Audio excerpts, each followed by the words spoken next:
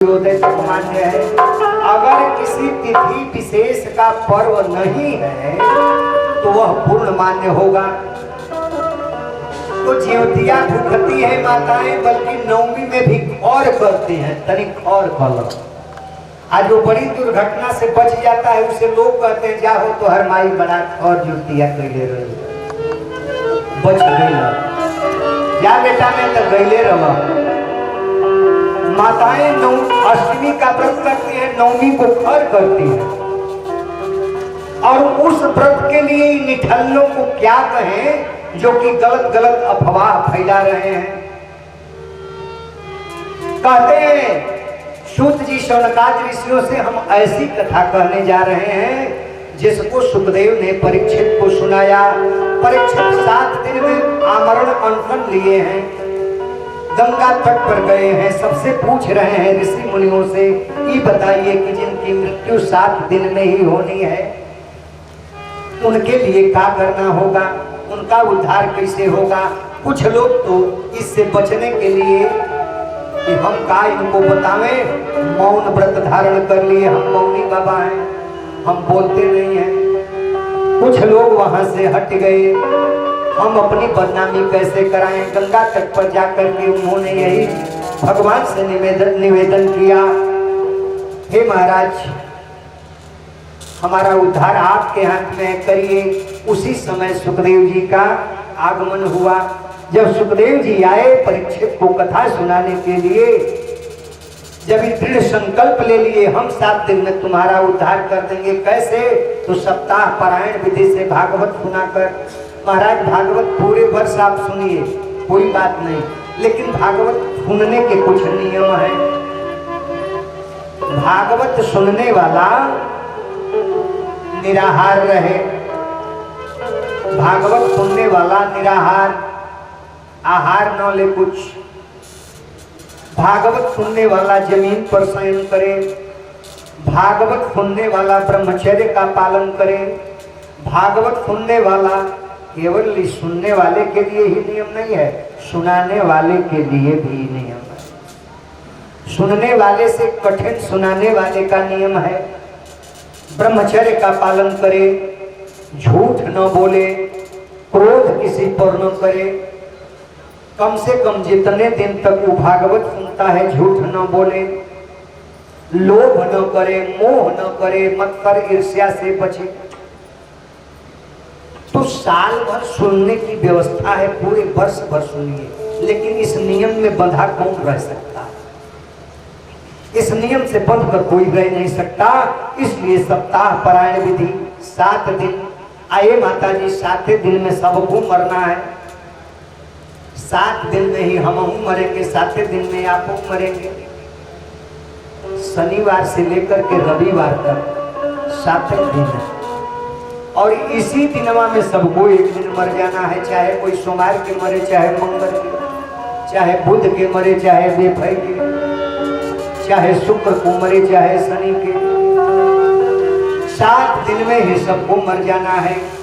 मनुष्य के शरीर में 7 चक्र होते हैं, मूलाधार से लेकर सहस्त्रार तक। मूलाधार, स्वाधिष्ठान, मणिपुर, ब्रह्मरंध्र, अनाहत, विशुद्धाख्य और सहस्त्रार। इस तरह से 7 चक्र होते हैं। इन 7 चक्रों के भेदन में इस 7 दिन की सप्ताह पारायण की कथा उस जीव को मुक्त करा देगी। इसलिए कथा 7 दिन में। सुखदेव जी ने कहा परीक्षित को, हे राजा हम 7 दिन में तुम्हारा उद्धार करा देंगे।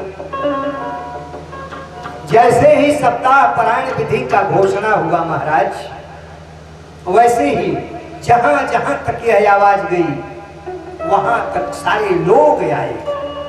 ऋषि महर्षि जितने थे सब, यहां तक कि देवता लोग अमृत का कलश लेकर के चले आए। अमृत का कलश लेकर के जब आए तो सुखदेव जी के सामने खड़े होकर उन्होंने कहा कि परीक्षित को मरने का ही भय है, 7 दिन में मरेगा, इसलिए ही ना ऐसा कर रहा है। तो ये अमृत परीक्षित को पिला दीजिए, अमर हो जाए। और हम लोगों को एक कथामृत सुना दीजिए।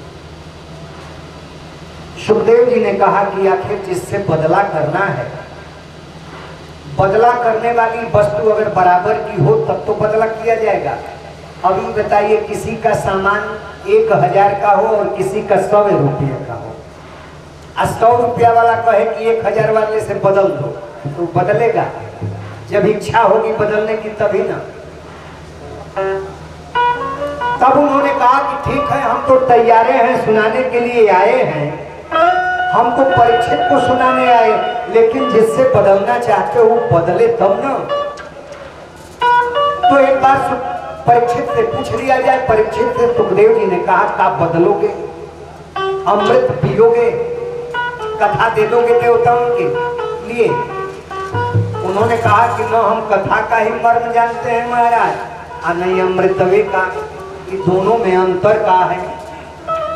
वह कथा वह सुधा, कि कथा क्या है और इस सुधा का है, अमृत का है, समझा दीजिए तब हम निर्णय लेंगे।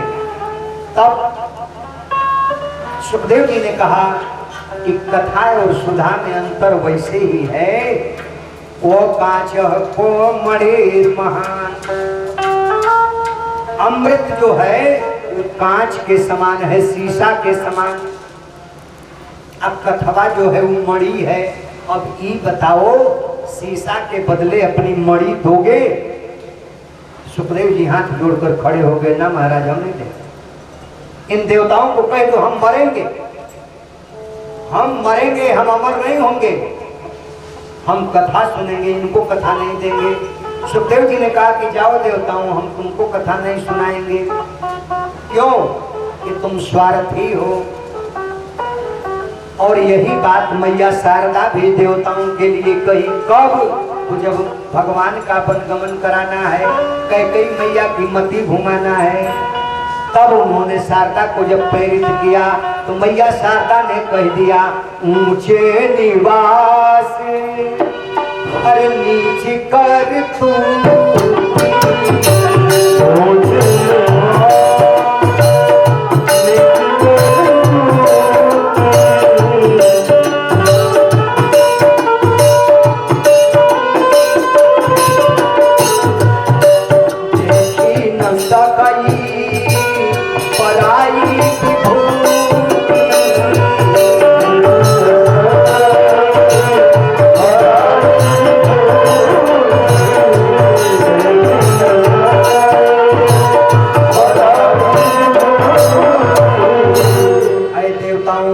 तुम्हारा निवास तो ऊंचा है लेकिन करनी नीची है, हम कथा नहीं सुनाएंगे।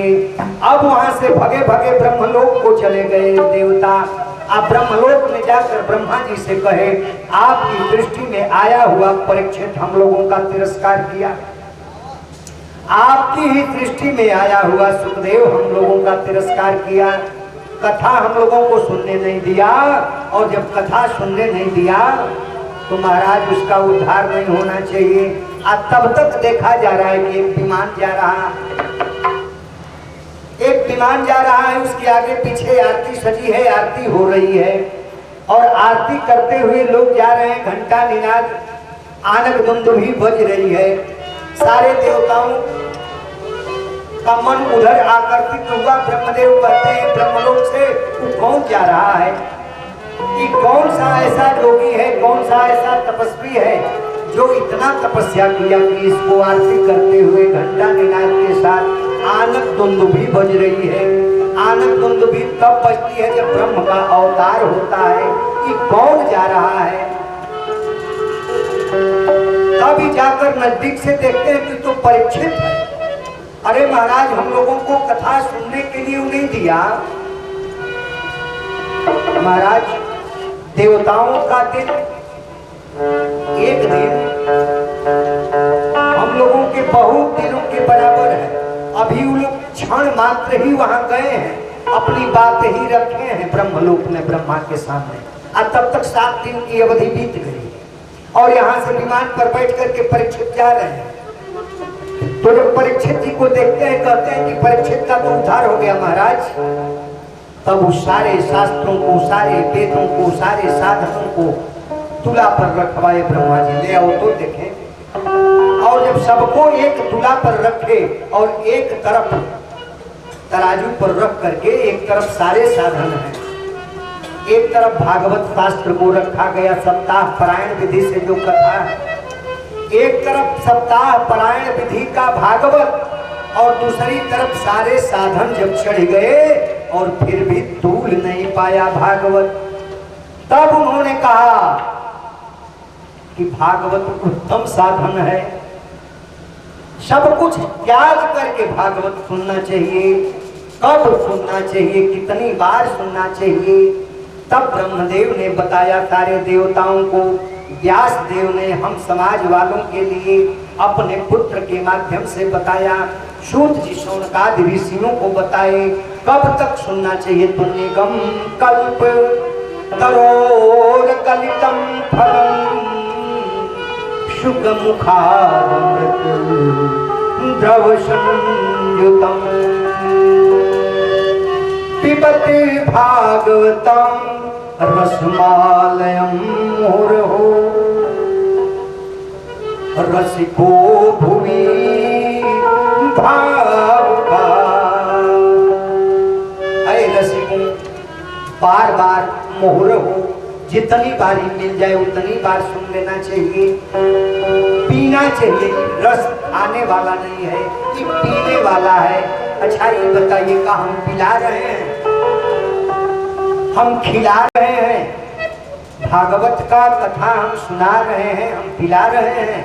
तब तो यहाँ झूठे हो गए सुखदेव जी, झूठे हो गए व्यासदेव जी, झूठे हो गए सूत जी, झूठे ब्रह्मा विष्णु हो गए, नारद जी झूठे हो गए, सभी सही है। हर इंद्रिय के मुख से हर विषय की बात पी जाती है, कान से शब्द पिए जाते हैं। हम जो कह रहे हैं आप अपने कर्णपुटों से पी रहे हैं। इसी को व्यासदेव ने कहा, सुखदेव जी ने राजा परीक्षित को कहा, सूत जी ने शौनकादि ऋषियों को कहा, पिबत भागवतम रसमालयम मुहुर्हो अरे रसिको भुवि भावुका। एक बार में मुक्ति हो जाएगी? उन्होंने कहा कि अरे मुक्ति होगी कि नहीं होगी तो अलग की बात है। एक बार में विमान आ जाएगा? अरे एक बार में विमान आवे या न आवे, लेकिन आनंद तो प्राप्त हो ही जाएगा, भक्ति देवी तो आ ही जाएगी। इस कथा को सुना रहे। अब हम लोगों का समय जो है घड़ियाल घड़ी पर चढ़ गया है, आप लोगों को भी जल्दी है, दूर दराज से जो लोग आए हैं उनको भी जाना है। अब इस शेष कथा को हम लोग कल प्रवेश कराएंगे। आज केवल भूमिका का समय था, भूमिका का दिन था। 2 बजे से जो कथा होने वाली। हमने आंगन नहीं पारा, हमने आंगन नहीं पारा, कैसे आएंगे भगवान,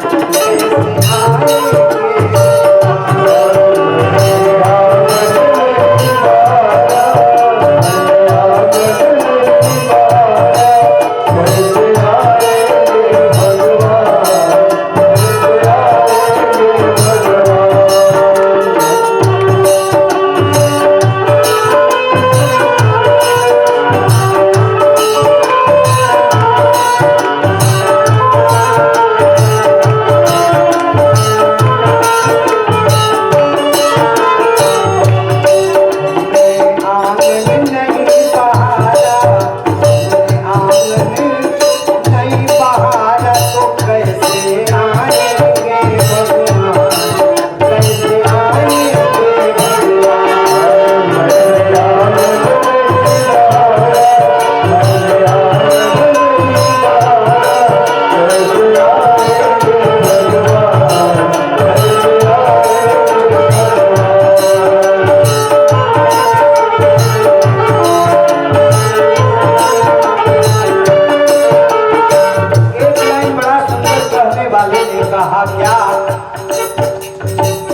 चंचल मन को नहीं संभाला, मन को नहीं संभाला, कैसे आए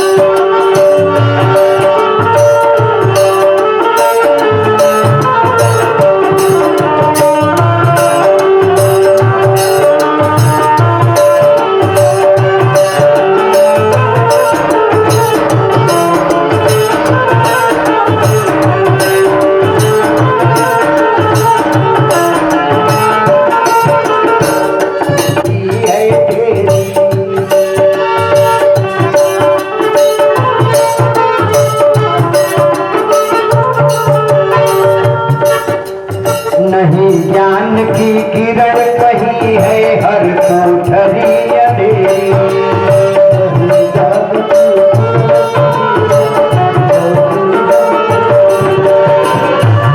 आंगन चौबारा आंगन नहीं